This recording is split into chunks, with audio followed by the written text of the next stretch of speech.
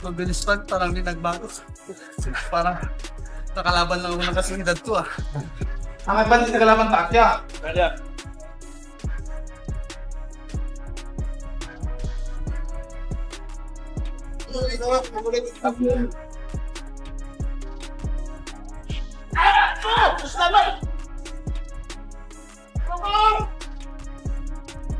Wala pong jab ba? Wala pong jab. Kaya mo sila jab! Sugin! Lagi kita bagoy mga...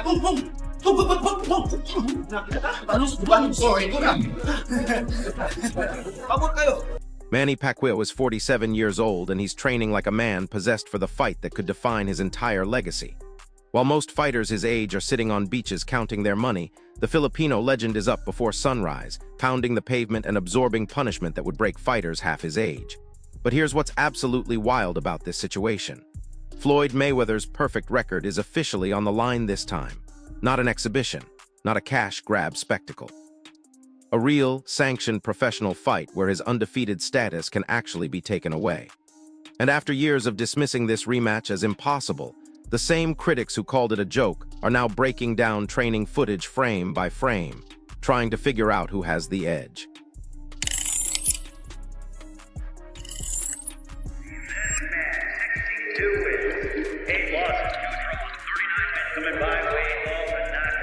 Inducted into the International Boxing Hall of Fame. He is the 8-division world champion. Please welcome back to the sport of boxing, the legend Manny Pacquiao.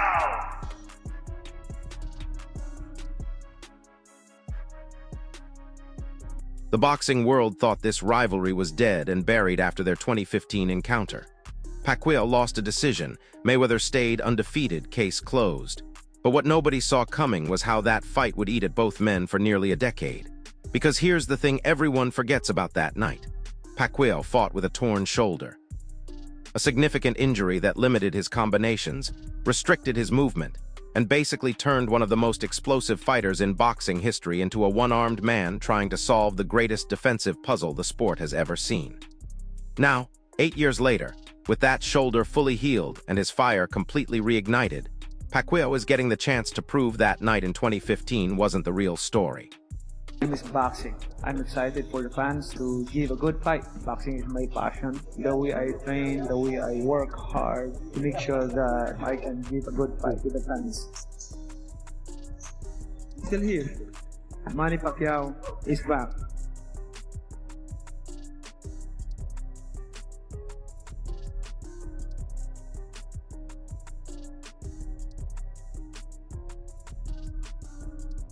Talk to me about the run. How strenuous was it? Was it harder than you were thinking, easier than what you're thinking? How did it go down? I gotta say, everything's just mental, you know, and it was definitely, you could definitely feel it, you know, for sure, especially going up those hills, you know, and for him to do this every day, every morning, is definitely a lot of hard work, but he's really dedicated. And get this, Pacquiao's training regimen is absolutely insane for a man his age. We're talking about pre-dawn road work that would crush athletes in their 20s. Miles of running before the sun comes up, followed immediately by grueling gym sessions that include pad work, heavy bag drills, and high-speed combinations that still carry the kind of snap that made him famous. But here's where it gets really wild. He's still doing his infamous stick ritual. You heard that right. At 47 years old, this man has assistants repeatedly striking his abs and torso with wooden sticks to condition his body for pain. They're literally beating him with sticks to toughen his muscles and prepare him mentally for the kind of punishment that comes with elite competition. Most fighters would call this barbaric. Pacquiao calls it Tuesday.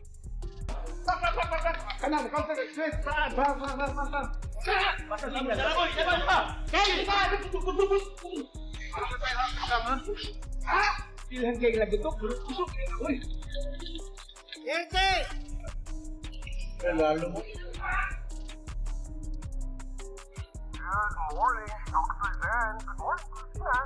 It's a sunny day. Kung ano mga plano po natin for today, but all enjoy the rest of the day. Nakaingat po tayo ha, kung ano mga gagawin po natin sa araw ito.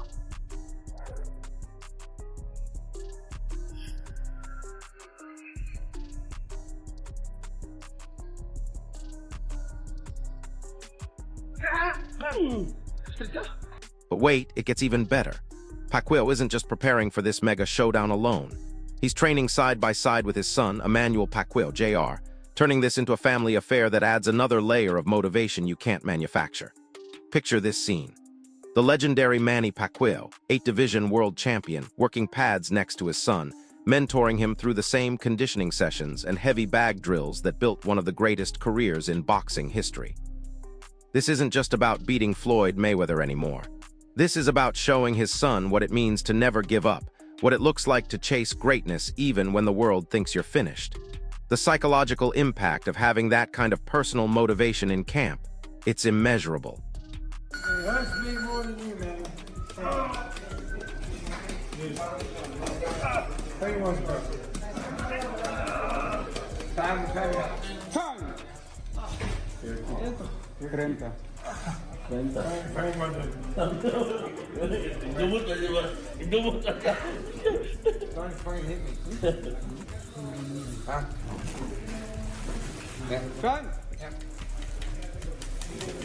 You start.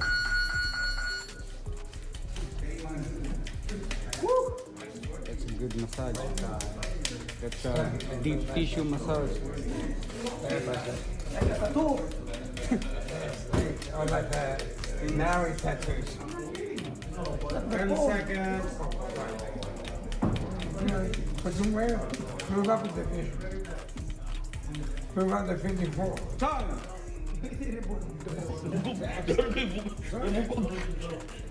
Hey, right. Dog. Go. Hey, Sean. And that sticker doesn't come.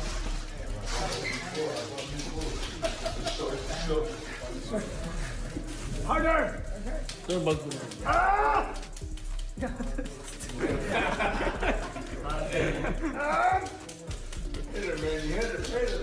Hey, here's one. 10 seconds. 30 seconds, baby. Come on. Yeah, baby. Time. Do that in the fight.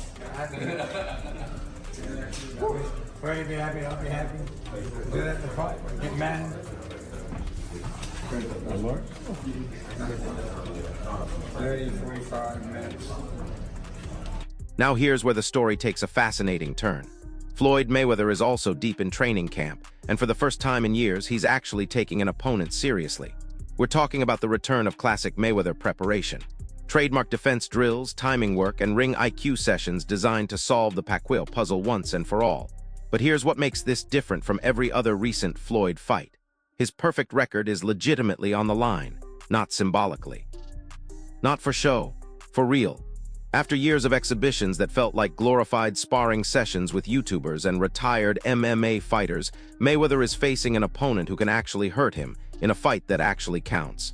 The pressure of maintaining that perfect record against a real threat, that changes everything. Yeah, of course. Boxing is boxing, it's really hard sport.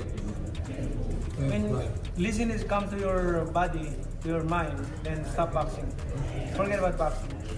But as long as you dedicated, you have fire, you have, you have interest to punish yourself like that, for hard work, you enjoy doing hard work, training like that, discipline, then go for it. Like, continue boxing, Yeah. But if you do that, you'll be successful. Of course.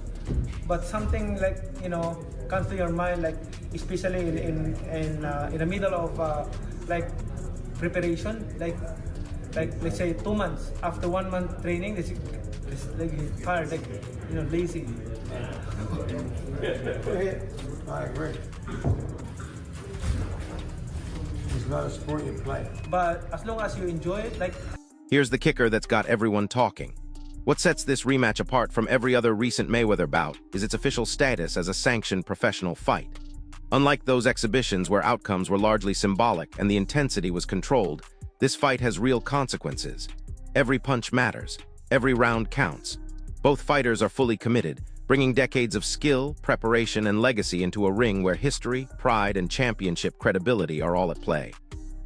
For fans who felt cheated by years of exhibition matches that prioritized entertainment over competition, this represents a return to legitimate high-stakes boxing, the kind where reputations can be made or destroyed in a single night. I'm doing like when the time comes, like come to my mind, my heart, like I'm busy, tired. Then forget about boxing. Yeah, right? But as long as you have passion, dedication, you still have fire, then yeah. yes, of course. But look at your body also. 'Cause sometimes your mind is active, but your body Body got says fix. no. Mine stopped a long time ago. So that's why I'm trying. I'm trying to push myself, but God is stopping. Ganda. Hard work, Jack. Si Jack eh. Agos na lang papunta sa Jack eh. Hard work, Jack. Ako na, Nasimulan talaga sa'yo. damay, dito may drive og smart.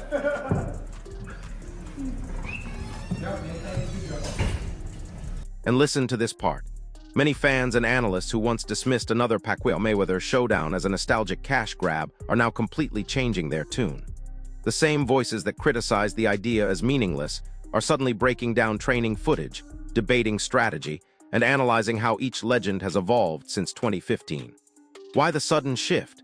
Because the unfinished business from their first encounter has been gnawing at boxing fans for nearly a decade. That 2015 fight, while historic, left questions unanswered about strategy, speed, and who truly had the edge when both men were at full strength. Mike Tyson captured it perfectly when he said after that fight, "That was all we were waiting for our whole life," highlighting how the first encounter somehow managed to be both historic and unsatisfying at the same time.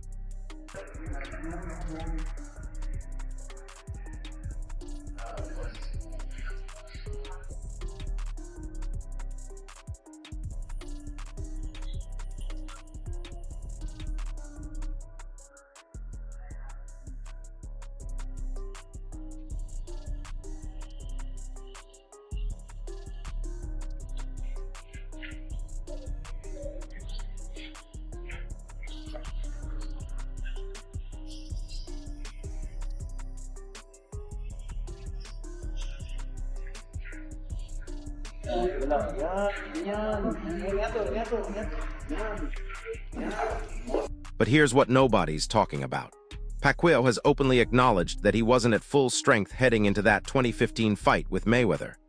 The Filipino icon revealed he suffered a significant right shoulder injury during training camp that completely altered his game plan. This wasn't a minor tweak or some excuse after the fact. This was a legitimate injury that restricted his movement, limited his punching volume, and essentially turned one of the most aggressive fighters in boxing history into a one-dimensional version of himself. According to Pacquiao, the injury affected his ability to throw the combinations that made him famous, ultimately compromising his performance on boxing's biggest stage.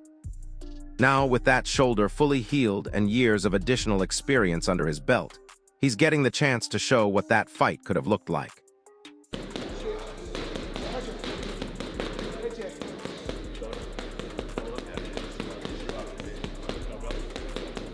Watch it. I step back like I have my distance. That's why I step. See, I have my distance. Fighters don't know their distance. You gotta know your distance.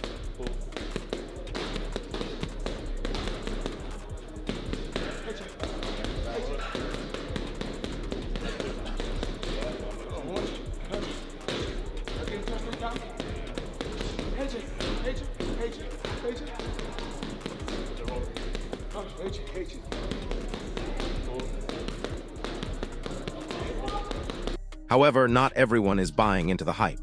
Simon Jordan has completely rejected the notion that a second fight between these legends holds genuine competitive significance. His argument: Mayweather already secured a clear decision victory in 2015, and Pacquiao's recent outings suggest a fighter clearly in the twilight of his career. Jordan believes this rematch is rooted purely in commercial logic rather than sporting merit, pointing out that modern broadcast platforms like Netflix approach boxing as premium entertainment, prioritizing global headlines over competitive necessity. With a massive international subscriber base, even a modest spike in new signups can justify enormous event costs. In his view, this fight is about money, not legitimacy. Japanese promoter had to come out and go, hey, wait a minute, I think we're a little bit lost in translation here. In Japan, by exhibition, what I'm talking about is, this is a extravaganza. This is a once in a lifetime. This is big event. But apparently that doesn't mean that to you guys. It's like, okay, I can meet you halfway. The problem is, with an exhibition, Floyd's perfect record of 50-0 is not on the line. And whether you want to call that an extravaganza or something else, if there is not a sanctioning body and the record's not on the line, what are we doing it for? It's very tough, right? So Floyd has been going around and he's been doing these exhibition matches, and whoever put this together demanded the record is on. But hold up. Teddy Atlas, one of the most respected analysts in boxing, sees this completely differently. His breakdown of both fighters' current conditions is fascinating. On age, he sees no significant advantage since both are veterans in their late 40s. But when it comes to wear and tear, he actually favors Mayweather because his defensive, cautious style historically results in less physical damage over time. However, and this is crucial, Atlas gives Pacquiao the edge in reflexes and timing because he's remained more competitively active. While Mayweather has been coasting through exhibitions, Pacquiao has been in real fights, keeping his timing sharp and his reactions quick. That ring rust could be a real factor for Floyd, especially early in the bout. Manny and Floyd Part 2 got announced, I was a little, I gotta tell you, but I've had a couple of days to sleep on it, and I have a different opinion. I got two reasons for it. First off, 4 million people bought that pay-per-view. Okay, now this was 11 years ago. 4 million people bought that pay-per-view. It officially is the biggest pay-per-view in history, not just for fighting. This sold more than anything else. All right, that's something. Now, secondly, Floyd is putting his record on the line. And I don't know who gets credit here, but I give it to the promoter of the event, of which largely goes unnamed and just gets called Netflix. Okay, great. Hey, Netflix, dude, man on the phone. Great job. Great job. It's a big deal. It's a very big deal. Look, exhibition, that term has never worked. In fact, that term creates problems in America. That term was first introduced to us in America through Floyd going to Japan, doing a fight in Ryzen, and it was an exhibition. When we all hear about that, we go, well, this is play. This is a spar set. And get this, Pacquiao's recent activity includes a fight against Mario Barrios that ended in a controversial draw, but many observers believed Pacquiao had actually done enough to win. Despite his age, he showed flashes of the speed, timing, and offensive bursts that defined his prime. Sure, his overall output and durability have declined, but the performance proved he can still compete at a respectable professional level against solid opposition. Meanwhile, Mayweather has limited his appearances to exhibition matches against everyone from former champions to social media personalities. These staged entertainment spectacles might keep him in shape, but they don't replicate the pressure, intensity, and unpredictability of a real professional fight where everything is on the line. The night that fight happened, and I remember Mike Tyson specifically came out to the media and he asked a question. His whole statement, his whole interview was actually a question. He said, we waited our whole lives to see that. And Mike really summed it up for all of us.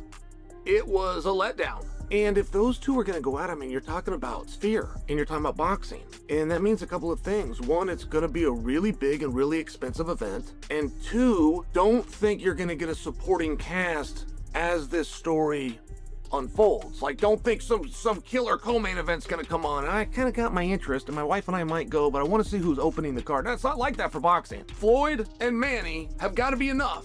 And you know what? It might be. There is something interesting to Floyd putting it on. Here's what's really driving fan interest this time around.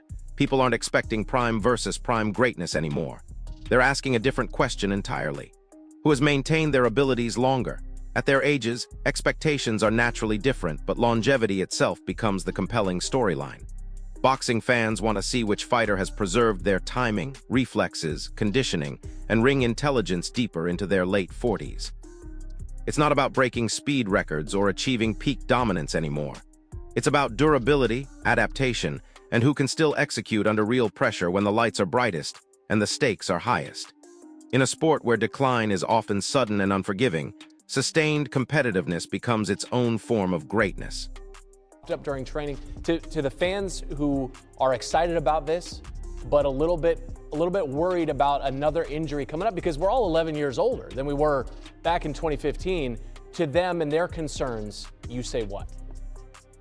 Well, both of us are disciplined fighters, so him and me, we taking care of our body, and then we always work out almost every day and playing basketball like that. So right now, I still can fight. I feel like I'm still young. So there you have it. A 47-year-old legend training like his life depends on it, getting beaten with sticks and running before sunrise to prove that 2015 wasn't the real story. An undefeated champion whose perfect record is finally on the line again in a fight that actually matters. And nearly a decade of unfinished business that's transformed from a nostalgic what-if into the most compelling storyline in boxing. This isn't just about settling an old score anymore. This is about legacy, longevity, and which fighter can prove that greatness doesn't have an expiration date. Here's my question for you, and I want you to drop this in the comments. Do you think Pacquiao's hunger and recent activity gives him the edge, or does Mayweather's defensive mastery and fresher body make him the favorite? If this breakdown helped you understand why this rematch is way bigger than anyone expected, smash that like button, subscribe to the channel, and hit the notification bell because this fight is going to generate content for months. I'll see you in the next one. Floyd's unbeaten record and the professional status of the bout add any intrigue to this at all? No. Not really, I don't think so. I mean, Manny Pacquiao's had a fight recently, hasn't he, against Mario Barris, who's just lost his title to Ryan Garcia, deservedly so. And that was a draw in which most people saw Pacquiao at the end of his career, saw what was left of him, and were not too happy that he came back again. Floyd Mayweather has had a variety of different bouts. I mean, I hear that he's going to fight Mike Tyson. I don't understand what that thinking is. Or an exhibition. We've seen him fight and hold up Conor McGregor in an exhibition fight. It's Netflix building entertainment models around sport. Sport is entertainment. It crosses over. Netflix have got a proven model of success that ultimately they invest some money into these sort of things, whether it's Jake Paul versus Mike Tyson or Jake Paul versus Anthony Joshua. They'll look at their lifetime value of their average subscriber, not every subscriber, but their average subscriber, and then they multiply it by the amount of subscribers they think they're going to get as new ones, and they make a commercial decision. Here's the part that's going to blow your mind. The financial stakes of this rematch are absolutely astronomical, and they're revealing something fascinating about both fighters' motivations. We're not just talking about a typical big-money boxing match. Industry insiders are estimating this could generate over $500 million in total revenue when you factor in pay-per-view buys, international broadcasting rights, sponsorship deals, and merchandise sales. That kind of money changes people. But what's really interesting is how differently each fighter is approaching these massive paydays. Pacquiao has been surprisingly open about using his earnings for political and charitable causes in the Philippines, essentially treating this fight as a way to fund his ongoing public service work. Meanwhile, Mayweather's approach remains purely business-focused, viewing this as another opportunity to add to his already massive fortune. The question becomes, does fighting for something bigger than yourself give you an edge, or does pure financial motivation keep you sharper? I put even. They each get a check. They're both old, right? So that's number one. The number two was who's got less miles on the odometer. And because of the defensive style of Mayweather, I gave a check to Mayweather having the edge here. I mean, besides the Marquez fights, Pacquiao's been in some tough fights, right? Reflexes and timing and other boxing elements. Well, I gave the check to Pacquiao. You know, at least he's had some fights, or at least one real fight, Barrios recently. And yeah, Mayweather's fresher, but inactivity could affect his timing, especially early in the fight. So next one, power. Well, the guy who's always been the naturally better puncher, not the naturally bigger guy though, so that equals it out a little bit, evens it out. The naturally bigger guy is Mayweather, but the natural punch was always... And listen to this wild detail that most people are completely missing. The training footage coming out of both camps is revealing dramatically different approaches to preparation, and it's got veteran trainers scratching their heads trying to predict how this plays out.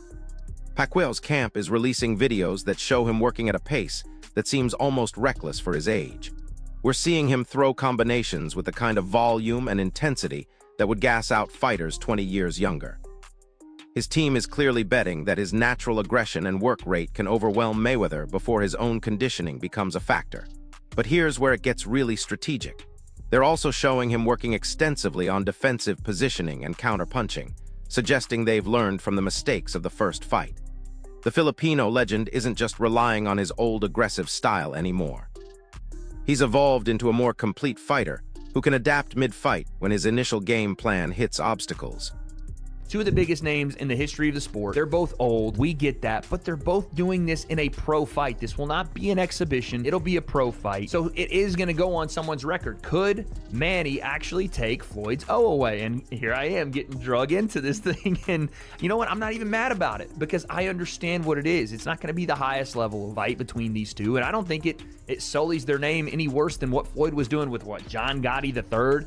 No offense to top 3 black person of all time, but Deji, some other fights that no one really watched or cared about, Floyd did that to himself, but he still has the drawing power across from his greatest rival in Manny Pacquiao to make this an interesting fight. And again, it's a pro fight, so if Floyd goes in there and gets touched up or doesn't have it anymore and the reflexes aren't what they were, and we've seen Manny still has a little bit of it. He looked a little old in the Barrios fight, looked a little susceptible to being hit, but still has it on the offensive side, still has heavy hands, hurt Barrios with some punches. You never know. But Mayweather's camp is playing an entirely different game, and it's absolutely brilliant from a psychological warfare perspective.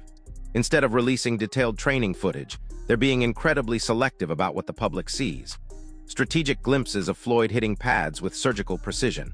Brief clips of defensive drills that showcase timing that still looks otherworldly.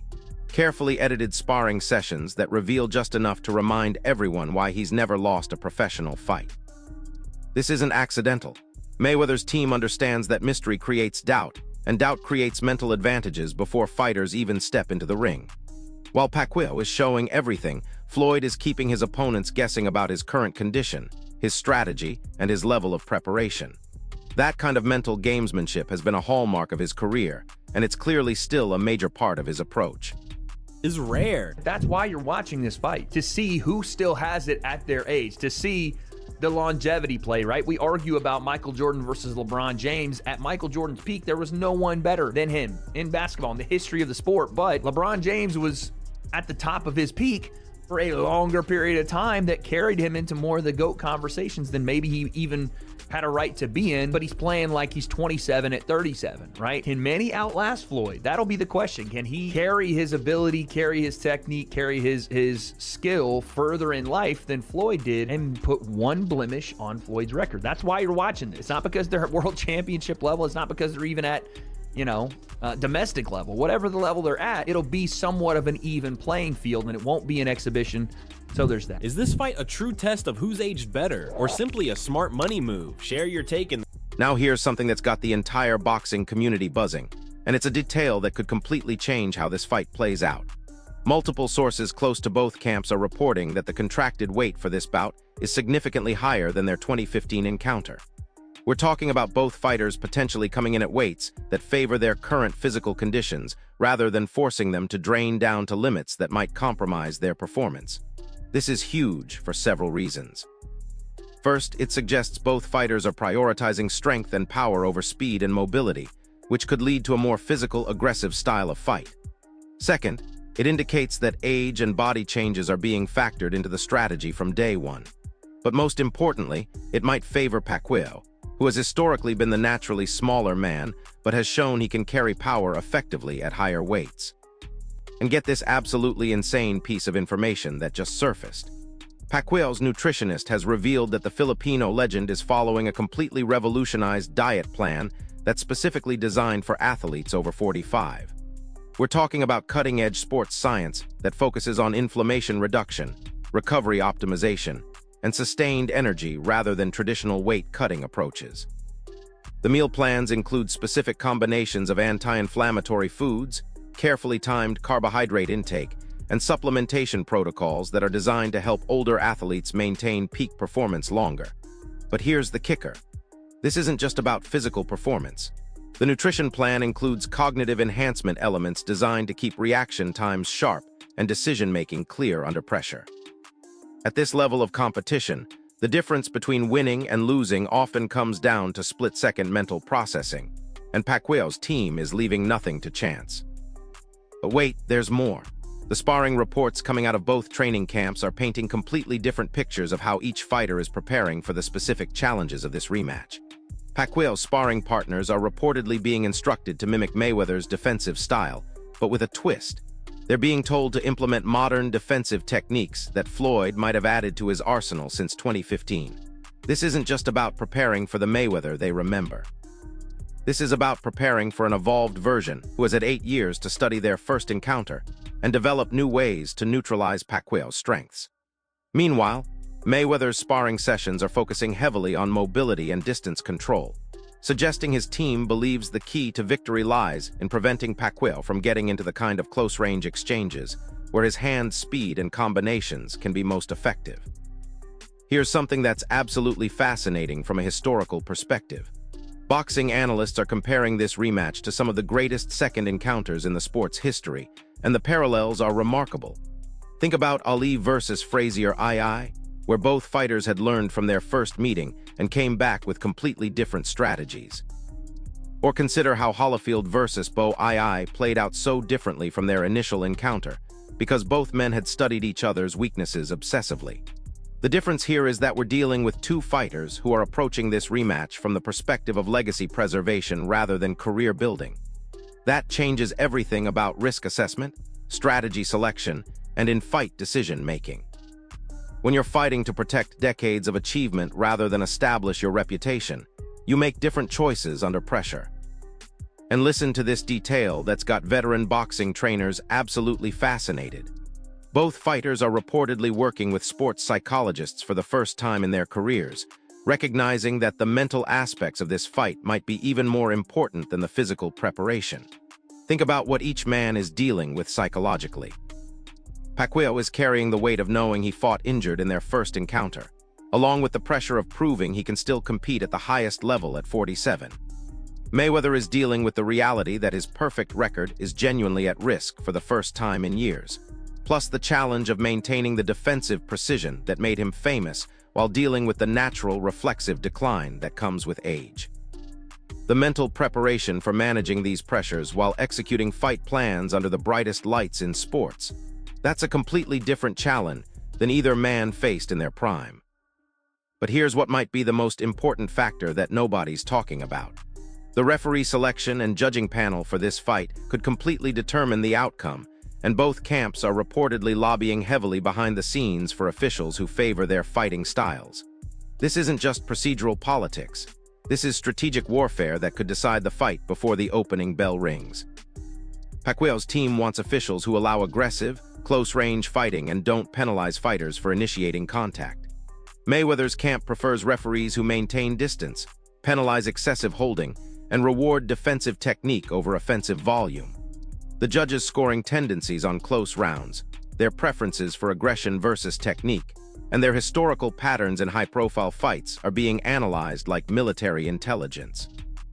In a sport where split decisions can define legacies, these behind-the-scenes negotiations might be as important as anything happening in the gym. So here's what we're really looking at. Two legends who have spent 8 years thinking about their first encounter, training with technologies and techniques that didn't exist in 2015, and preparing for a fight that could rewrite the final chapters of their legendary careers. The stakes couldn't be higher, the preparation couldn't be more intense, and the implications for boxing history couldn't be more significant. This isn't just a rematch anymore. This is a culmination of everything both fighters have learned about themselves, each other, and the sport that made them icons. What do you think gives Pacquiao the better chance this time around?